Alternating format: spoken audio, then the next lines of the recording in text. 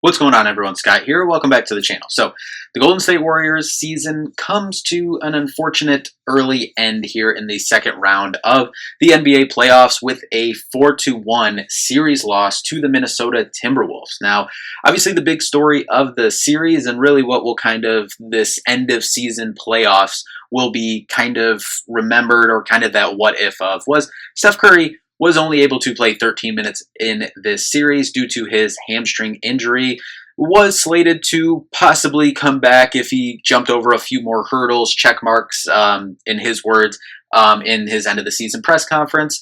Was in line to possibly come back in Game 6. So there's always that big what if. But honestly, it wasn't just Steph. Jimmy Butler did not look the same ever since his injury in the first round against the Houston Rockets, and that just kind of hampered a lot of things, and then trying a lot of different lineups, and a lot of people did stuff up. Got to give, hats off to Jonathan Kuminga. After being out of the rotation for big chunks of the season, some due to injury, and then once Jimmy Butler came in, some of the lineups just weren't really, working the way Steve Kerr and the coaching staff wanted to, but give him credit. Once, Steph Curry came out, he came in and he was dropping 20 plus a night, and a big reason why Golden State was still competitive in the games without Steph Curry in this series. And so you have to give him a lot of credit there. Buddy Hield, you have to give him credit for stepping up, having that big Game 7 in the Houston Rockets series, a good moment in the Minnesota Timberwolves series as well. But yeah, I think the end of the season is just going to be remembered kind of as a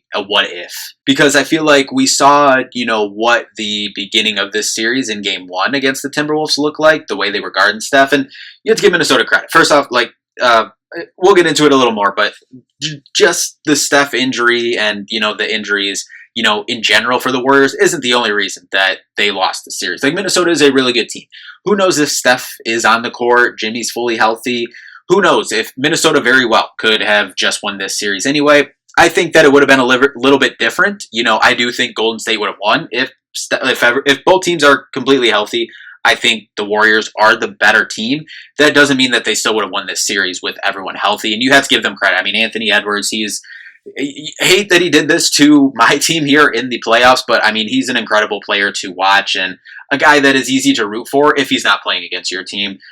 So there's that, and then a lot of guys stepped up for Minnesota as well. Julius Randle, I mean, I tweeted out during Game 5, I'm like, did not have Julius Randle turning into the best player in the NBA on my bingo card for this series. Naz Reid hit timely buckets, Mike Conley as well, and just up and down the Minnesota roster, they just made plays throughout this series to win it, and unfortunately send the Warriors home early. So we're going to jump into a little bit kind of end of season cleanup here for the Warriors.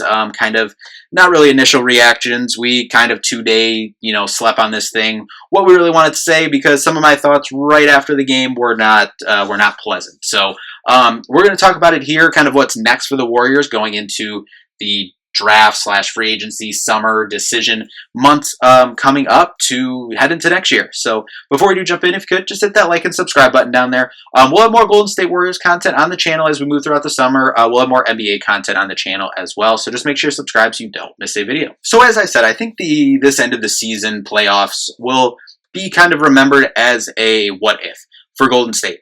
And really, I will kind of take this back to even kind of the end of the season, the last couple weeks of the regular season as well. I mean, you look at since this Jimmy Butler trade was made, Jimmy Butler came in and the Warriors were about, the 11th seed in the Western Conference, and they were able to go on a really good 2.5 month run to even secure a spot in the play-in, where when Jimmy came in, it wasn't guaranteed that was, you figured that Golden State would probably find a way to sneak into the play-in, but it was by no means a guarantee with how, things were going. Kind of after a decent, pretty good start to the beginning of the season, things just kind of, we're not going well. Make the trade, bring Jimmy Butler in, and things just start clicking. Things went really well. Jimmy meshed in with the team, with Steph, with Draymond, with the rest of the guys, mixed in really well. So, I mean, that was really, really good to see, and was able to go on this incredible run. And the reason why I say this kind of missed opportunity, missed chances, translates to the end of the season as well, is because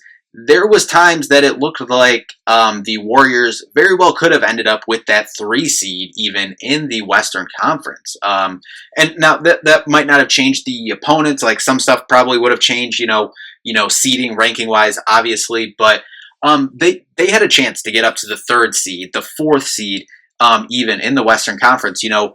Do things turn out differently? Who knows? Who knows what happens? But they had a handful of opportunities that just, the games didn't go their way down the stretch to close the season. The last week, losing that last game of the season to force them into the play-in where they could have locked up a just straight up playoff series and didn't have to play that play-in game, and that kind of rolls over to the play-in game as well. The play-in game was absolutely incredible.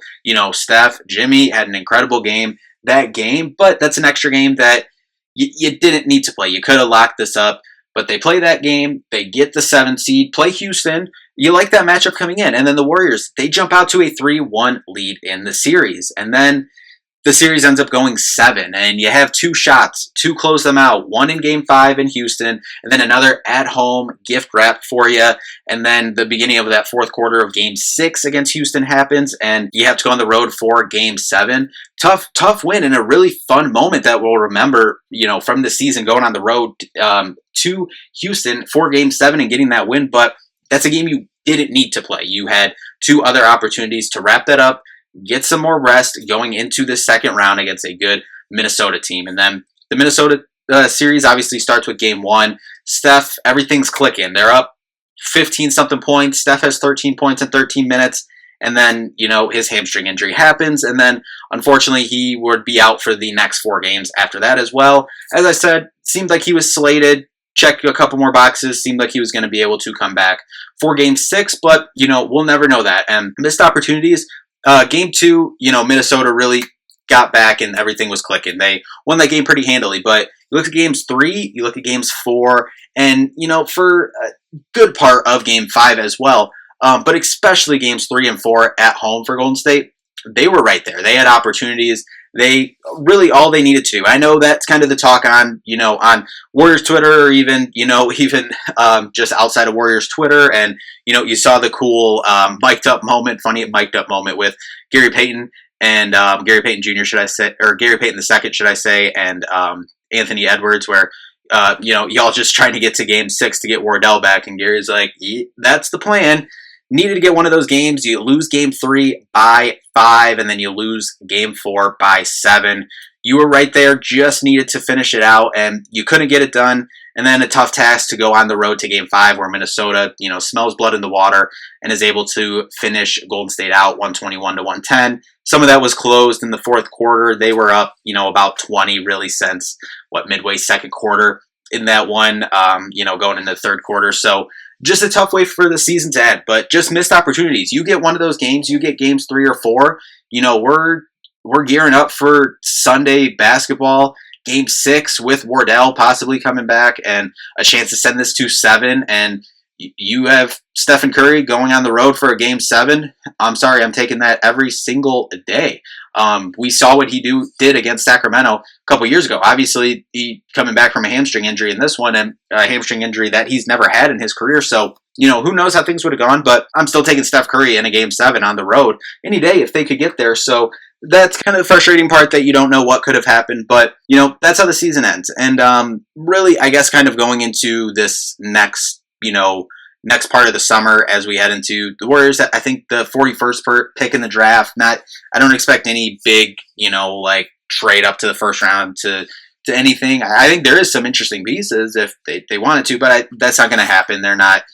This is a 2-year window, and, a lot of the players and Steve and, Mike Dunleavy talked about this in their, post, end of season wrap up press conferences, whatever you want to say, 2-year window with the contracts, Steph, Dre, Jimmy, Steve Kerr, all lining up. Really a 2-year window. That doesn't mean every one of them is going to retire after these 2 years, but it's a pretty good opportunity that this is you still have 2-year window to go after this thing. And obviously the biggest question here is Jonathan Kuminga. What do you bring him back? We saw how he looked here, and I think those lineups can work. I think we saw during the season that the Jimmy and Kuminga lineups weren't really doing, what they could. But also, you have to remember that we got Jimmy Butler in February, middle of the season, and we got him in a time where, as we said, we were the 11th seed and had to, they even said this,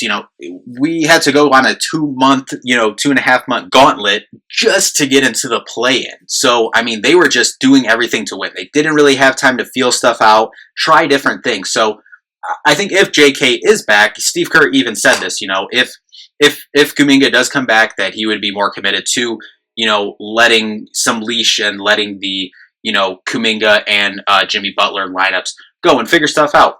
But I think if Kuminga does come back, you have more time. You have this summer for them to work together, and you have training camp next year and preseason and beginning of the season. You have more time to iron these things out. So if he does come back, I think that I'm curious what the starting lineup would be. I think JK has to start if he does come back. I think that's what he wants.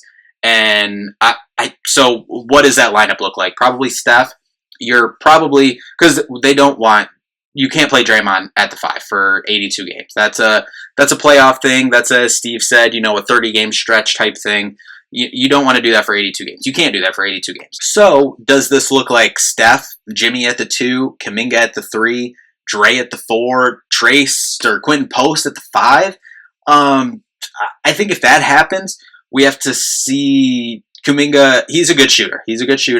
But has to knock down shots more consistently, because, that lineup, you really just have Steph as a volume shooter, and he even said it himself, like, we probably need to get bigger, and, we struggled shooting at times this season. So, I don't know, that could be interesting. If Kuminga does decide to come back, both sides decide to come back, does he, kind of be like, okay, I'm comfortable, I'm fine with a 6th-man role? Maybe. I kind of don't think so, I don't know. I would love JK back.